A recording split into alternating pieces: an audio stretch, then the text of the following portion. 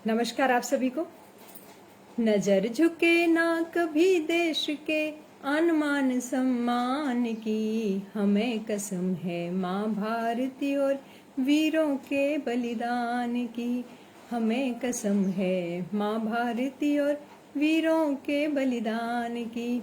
आप सभी को हमारे स्वतंत्रता दिवस की बहुत बहुत हार्दिक शुभकामनाएं। मैं डॉक्टर मीनू पांडे आप सभी के समक्ष आज आरणी साहित्य समूह के द्वारा प्रस्तुत किए जाने वाले कार्यक्रमों की रूपरेखा सर्वप्रथम प्रस्तुत कर रही हूँ। आज के कार्यक्रम का जो विशेष आकर्षण है वो है स्वरचित देशभक्ति गीत। स्वरचित देशभक्ति गीत के बाद में देशभक्ति पर पैरोडी प्रस्तुत की जाएगी। इसके बाद में एक नाटिका का मंचन आपके समक्ष किया जाएगा। फिर छोटे छोटे बच्चों के द्वारा नृत्यांजलि आप सभी के समक्ष प्रस्तुत की जाएगी। और उसके बाद हम लेके आ रहे हैं देशभक्ति फिल्मी गीतों का कार्यक्रम। और उसके बाद एक बहुत ही शानदार कार्यक्रम होगा जो सारे जो देशभक्ति के गाने हैं वो क्षेत्रीय भाषाओं में आप सभी के समक्ष प्रस्तुत किए जाएंगे। स्वरचित देशभक्ति गीत क्षेत्रीय भाषाओं में, जी हाँ। और उसके बाद में हमारा जो कार्यक्रम है हमारे संस्था के संरक्षक सर अनिल कुलश्रेष्ठ जी वो आप सभी के समक्ष हमें आशीष वचन प्रदान करेंगे। और आदरणीय राजेंद्र सक्सेना सर भी हम सभी के समक्ष उपस्थित होंगे अपने कुछ मूल्यवान विचारों के साथ। और अंत में आभार प्रकट करेंगी सुषमा व्यास राजनिधि जी इंदौर से। तो ये है आज के हमारे कार्यक्रम की रूपरेखा। और अब पटल पर बहुत सारे लोग उपस्थित हैं। सुषमा जी नमस्कार, कृति सिंह जी अब भी आ चुकी हैं, बहुत बहुत नमस्कार। और अनिल सर नमस्कार, आपको प्रणाम। और राजेंद्र भाई आपको भी बहुत बहुत नमस्कार। और अब मैं आप सभी के समक्ष एक कार्यक्रम की रूपरेखा बताने के बाद में आपको आज का जो स्वागत भाषण है उसके लिए आप सभी के समक्ष प्रस्तुत हूँ। मित्रों, जैसा कि आप सभी जानते हैं कि आज हम अमृत महोत्सव मना रहे हैं। अमृत महोत्सव का अर्थ होता है कि जब किसी कार्य के लिए 75 वर्ष पूरे हो जाते हैं तब हमें उसे अमृत महोत्सव के रूप में मनाते हैं।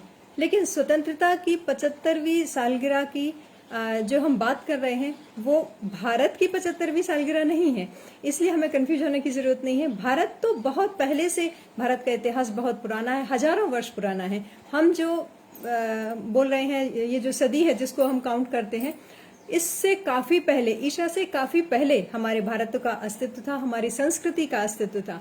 तो भारत का अमृत महोत्सव बिल्कुल नहीं है। हाँ, भारत की स्वतंत्रता का अमृत महोत्सव है, क्योंकि भारत एक ऐसा देश रहा है, चाहे आप जनसंख्या की दृष्टि से देखें, चाहे ज्ञान की दृष्टि से देखें, या फिर उसके पास जो दौलत जो संपत्ति रही है उसकी दृष्टि से देखें, संस्कारों की दृष्टि से देखें, किसी भी दृष्टि से आप देख लीजिए, हमारे भारत के पास में बहुत बड़ी धरोहर रही है, ज्ञान की, मान की, सम्मान की।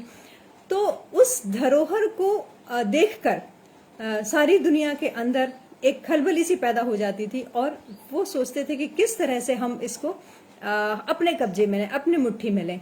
क्योंकि भारत का लोहा तो उस समय भी लोग मानते थे, जब लोगों को पढ़ना लिखना नहीं आता था उस समय भारत के पास में इतने मोटे मोटे ग्रंथ उपलब्ध थे।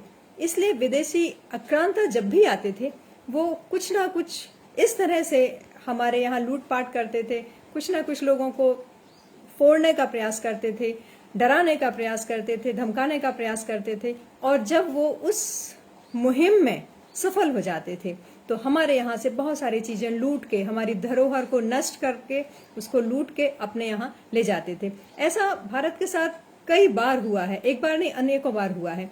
इसलिए भारत का इतिहास बहुत पुराना है और इतिहास इतना पुराना है कि कई चीजें तो हमें उसकी पता भी नहीं है, क्योंकि हमारी जो पुस्तकें हैं, लाखों करोड़ों पुस्तकें जला दी गई, इसलिए ताकि हमें हमारा जो असली जो इतिहास है वो हमारे समक्ष प्रस्तुत ना हो पाए।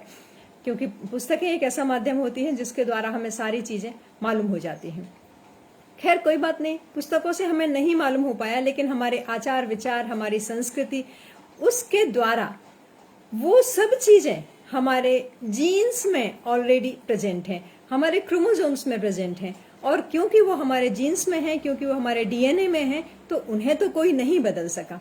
और इतने लोगों ने यहाँ अटैक किया, बहुत साल हमें कैद में रखा, गुलामी में रखा, उसके बावजूद भी हमारी जो जीवटता है हमारा जो साहस है उसको तोड़ मरोड़ नहीं सका, क्योंकि बात वही है, क्योंकि हम साझा प्रयत्न करते हैं, साझा संकल्प लेते हैं, साथ साथ आगे बढ़ते हैं। वासुधैव कुटुंबकम वाली जो हमारी संस्कृति है उससे ही हम आगे बढ़ते हैं। तो हमारा मकसद ये नहीं रहता है कि हम किसी व्यक्ति की टांग खींच के आगे बढ़े, हम उसे साथ लेके आगे बढ़ते हैं, और साथ लेके आगे बढ़ते हैं इसलिए सभी लोग आगे बढ़ते हैं।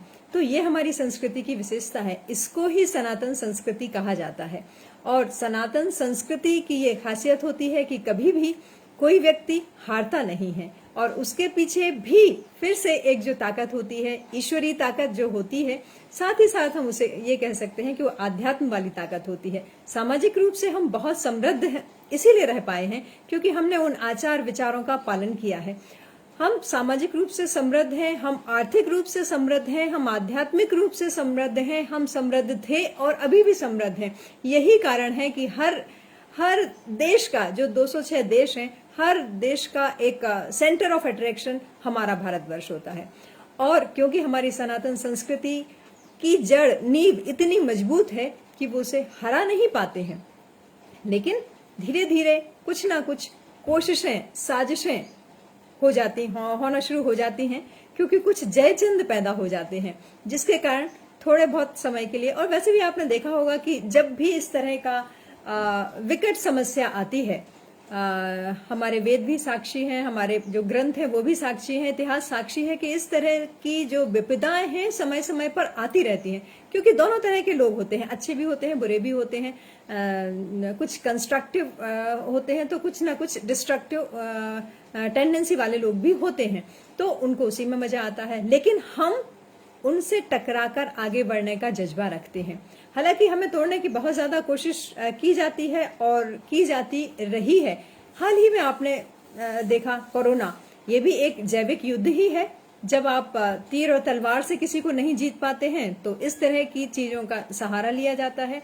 एक ऐसा जैविक युद्ध जिसमें एक पर्टिकुलर एरिया को शिकार नहीं बनाया गया, बल्कि संपूर्ण संसार को, पूरे विश्व को इसका शिकार बनाया गया, फिर भी हम उसमें जीत गए। क्यों? क्योंकि हमारी जो चिकित्सा पद्धति है, हमारी जो चिकित्सा पद्धति आयुर्वेद की जो चिकित्सा पद्धति रही है, हमारे खान पान का जो तरीका रहा है, हमारी जो थाली, जिसे हम बैलेंस डाइट कहते हैं, थाली में जो भोजन आता है, उसके द्वारा हमारे अंदर जो शक्ति है, जो ताकत है, शारीरिक शक्ति है, मानसिक शक्ति है, उस शक्ति के कारण हम फिर से जीत के उस महामारी को हराकर, यूं कहना चाहिए कि उस महामारी को हराकर हम वापस से सजीव रूप में, जीवंत रूप में, जीवटता के साथ में फिर दुनिया के सामने आन खड़े हुए हैं।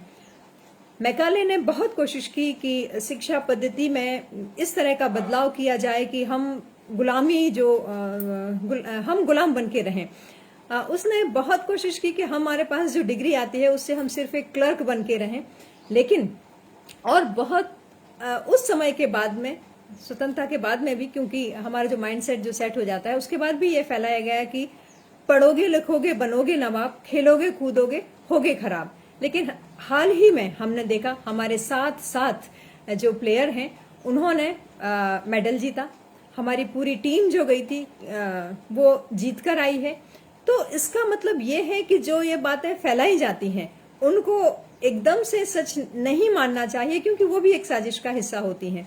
क्योंकि हम मैकाले की एजुकेशन पॉलिसी के द्वारा पढ़े हुए बच्चे डेफिनेटली भले चाहे क्लर्क बन रहे हों, लेकिन जो खेल कूद के आगे बढ़ रहा है, जो अपनी दम पर आगे बढ़ रहा है, जो सनातन संस्कृति को, जो भारतीय संस्कृति को जो फॉलो करता है, उसके आचार विचार में जो संस्कृति रची बसी है, उसको फॉलो करके जो आगे बढ़ रहा है, वो पूरे विश्व में अपना परचम फैला रहा है। तो इसका मतलब है ये भारत की जीत है, ये भारत देश की जीत है, हम सभी भारतीयों की जीत है, और इस जीत पर हमें जश्न मनाना ही चाहिए, और हम मना ही रहे हैं। और संजय की आंख जो पहले कहा जाता था, ये इंटरनेट संजय की आंख ही है। कहीं भी बैठा व्यक्ति किसी को भी देख पा रहा है, सुन पा रहा है, समझ पा रहा है, बात कर पा रहा है। तो हम पहले से भी इतने विकसित थे और आज भी विकसित हैं, और आगे ये मुझे बहुत खुशी है कि हमारा आज हम जब अमृत महोत्सव मना रहे हैं, उस समय एक महामारी को हम हरा कर आए हैं, और ओलंपिक में हमने 7 पदक जीते हैं, गोल्ड मेडल हमारे नाम हुआ है। तो ये हमारे लिए जो आप कह सकते हैं कि आइडियल जो आइकन है वो हमारे समक्ष प्रस्तुत हो रहे हैं। और भाषा से कुछ नहीं होता है। आपने देखा होगा नीरज का इंटरव्यू भी आपने देखा होगा, उसमें सुना होगा कि वो बोल रहे हैं कि हिंदी में बोलिए। तो डेफिनेटली हम भारतीय हैं, हम हिंदुस्तानी हैं, हिंदी हमारी भाषा है।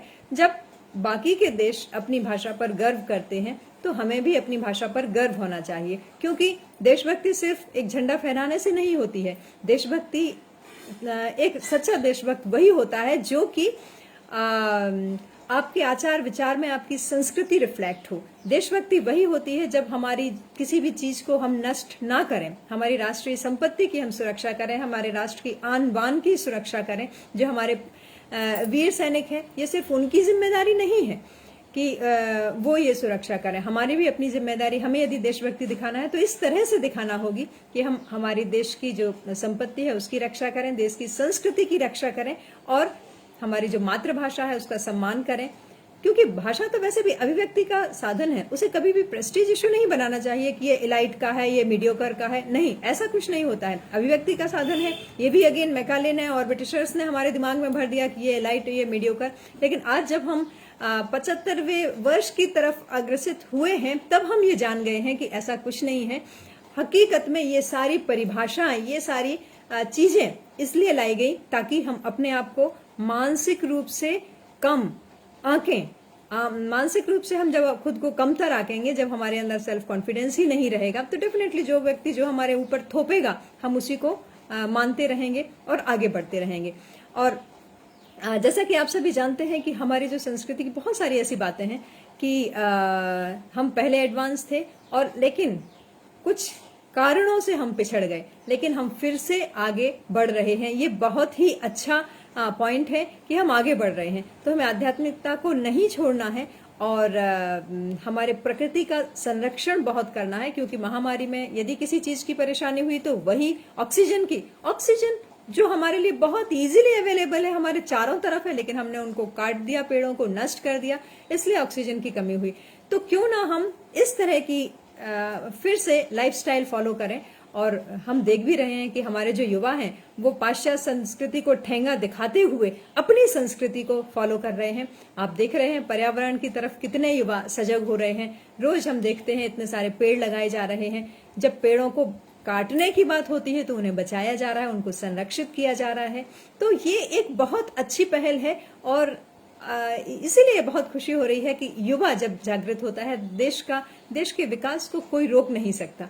और इसीलिए ये बहुत ही खुशी की बात है कि हमारे युवा जागृत हो रहे हैं और हम जैसे लोगों की ये जिम्मेदारी भी बन जाती है कि उनको और जागृत करें। और जैसा कि आप सभी जानते हैं कि हमें जो हमारे प्राचीन ग्रंथ हैं उनको नवीन रूप में, नवीन तरह से परिभाषित करते हुए हमारे बच्चों के दिमाग में वैज्ञानिक रूप से, मनोवैज्ञानिक रूप, क्योंकि वैज्ञानिक रूप से वो सारे तथ्य सही हैं जिनको एक अंधविश्वास का नाम दे दिया गया था। तो हमें ये सारी चीजें उनके दिमाग से हटाना है कि वो अंधविश्वास है। बहुत सारी चीजें हो सकती हैं अंधविश्वास है, लेकिन जो साइंटिफिक रूप से, जो वैज्ञानिक तरीके से प्रूव हो चुकी हैं, जैसे गोबर जो है, हमारे पहले के घर गोबर के हुआ करते थे। गोबर के हुआ करते थे क्यों? क्योंकि उसको जो रेडिएशंस है उनको हटाने की, उनको किल करने की, उनको डिस्ट्रॉय करने की कैपेसिटी होती है, कंक्रीट के घर में नहीं होती है। तो फिर से हमें हमारी जो जड़ें हैं उनसे जुड़ना होगा और हम जुड़ रहे हैं। तो यूं ही जुड़ते रहें। और हम चांद पर हमने ढूंढ लिया है कि पानी है, ये भारत की एक बहुत बड़ी उपलब्धि है। मंगल तक भी हमारा यान पहुंच चुका है, ये भी हमारी कामयाबी है। हर तरह से, हर क्षेत्र में हम लोग आगे बढ़ रहे हैं, चाहे नारी हो चाहे पुरुष हो। क्योंकि भारतीय संस्कृति में तो नारी को पहले ही पूजा जाता है, सर्वप्रथम नारी को ही पूजा जाता है। तो वो डिस्क्रिमिनेशन किसी वजह से आ गया था, वो हम दूर कर रहे हैं धीरे धीरे और करते भी जा रहे हैं। क्योंकि जब महिला सशक्तिकरण की बात होती है तो उसको भी धीरे धीरे हमने काफी हद तक हमारी सोच में परिवर्तन ला चुके हैं। तो इस तरह से हमारा जो देश है प्रगति के मार्ग पर अग्रसर हो चुका है। इसलिए और ये जो अमृत महोत्सव है सच में अमृत का काम कर रहा है। हमें ये लग रहा है कि हाँ, हम अमृत पी रहे हैं, हमारी वायु में अमृत आ रहा है, हमारे कानों में अमृत घुल रहा है। और इसी तरह जब हम आगे हमारे और जो स्वतंत्रता दिवस मनाएंगे तो इसी तरह का जो अमृत है इसमें वृद्धि होती रहे। इन्हीं शुभकामनाओं के साथ में जय हिंद।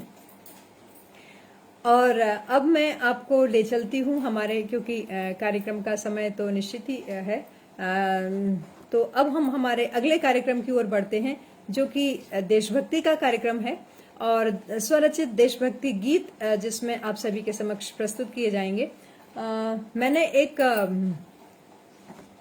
मैंने भी एक छोटी सी कोशिश की है फिल्मी गीत को गाने की, तो मैं इसी समय आप सभी के समक्ष वो प्रस्तुत करना चाह रही हूँ।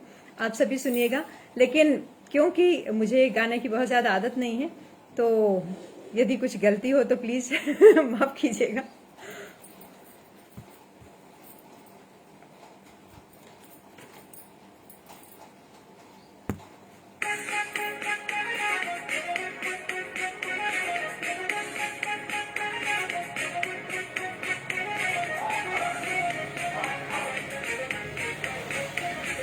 वंदे मातरम, वंदे मातरम, वंदे मातरम, वंदे मातरम।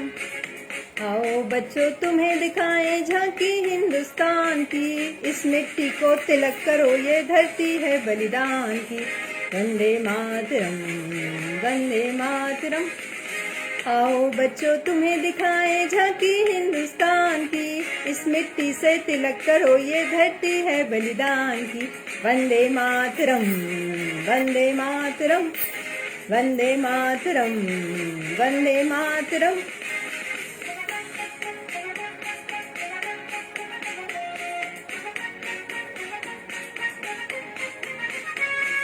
उत्तर में रखवाली करता पर्वत राज विराट है, दक्षिण में चरणों को धोता सागर का सम्राट है। जमुना जी के तट को देखो गंगा का ये घाट है, बात बात पे हाथ हाथ में यहाँ निराला ठाट है। देखो ये तस्वीर अपने गौरव की अभिमान की, इस मिट्टी से तिलक करो ये धरती है बलिदान की। वंदे मातरम, वंदे मातरम, वंदे मातरम, वंदे मातरम।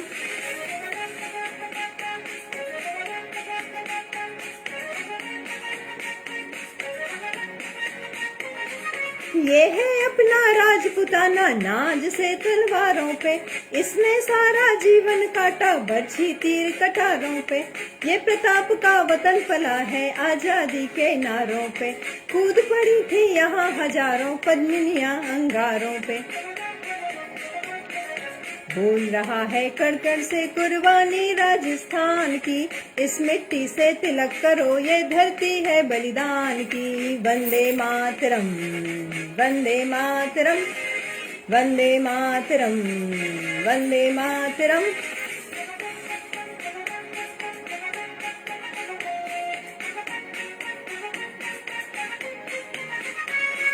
देखो मुल्क मराठों का ये यहाँ शिवाजी डोला था, मुगलों की ताकत को जिसने तलवारों पे तौला था। हर पर्वत पर आग लगी थी, हर पत्थर एक शोला था। बोली हर हर महादेव की बच्चा बच्चा बोला था, शेर शिवाजी ने रखी थी लाज हमारी शान की। इस मिट्टी से तिलक करो ये धरती है बलिदान की। वंदे मातरम, वंदे मातरम, वंदे मातरम, वंदे मातरम।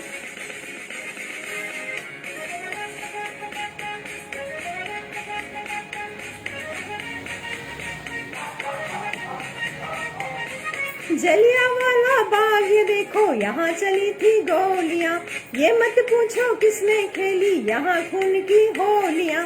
एक तरफ बंदूकें दंदन एक तरफ की टोलियां, मरने वाले बोल रहे थे इंकलाब की बोलियां। यहाँ लगा दी बहनों ने बाजी अपनी जान की, इस मिट्टी से तिलक करो ये धरती है बलिदान की। वंदे मातरम, वंदे मातरम, वंदे मातरम, वंदे मातरम।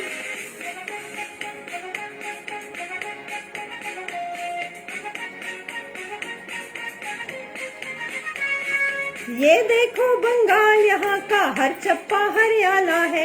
यहाँ का बच्चा बच्चा अपने देश पे मरने वाला है। ढाला है इसको बिजली ने, भौचालों ने पाला है। मुट्ठी में तूफान बंधा है और प्राण में ज्वाला है। जन्मभूमि है यही हमारे वीर सुभाष महान की। इस मिट्टी से तिलक करो, ये धरती है बलिदान की। वंदे मातरम, वंदे मातरम, वंदे मातरम, वंदे मातरम। आओ बच्चों तुम्हें दिखाएं झांकी हिंदुस्तान की। इस मिट्टी से तिलक करो, ये धरती है बलिदान की। वंदे मातरम, वंदे मातरम, वंदे मातरम, वंदे मातरम, वंदे मातरम। बहुत बहुत शुक्रिया। और आप लोग जुड़े रहिएगा। आप सभी जो अभी फेसबुक लाइव में जुड़े हैं, आप सभी का बहुत बहुत स्वागत करती हूँ और आभार प्रकट करती हूँ। हमारा जो कार्यक्रम है इसको सफल बनाएं और इससे जुड़े रहिएगा। वंदे मातरम। जय हिंद।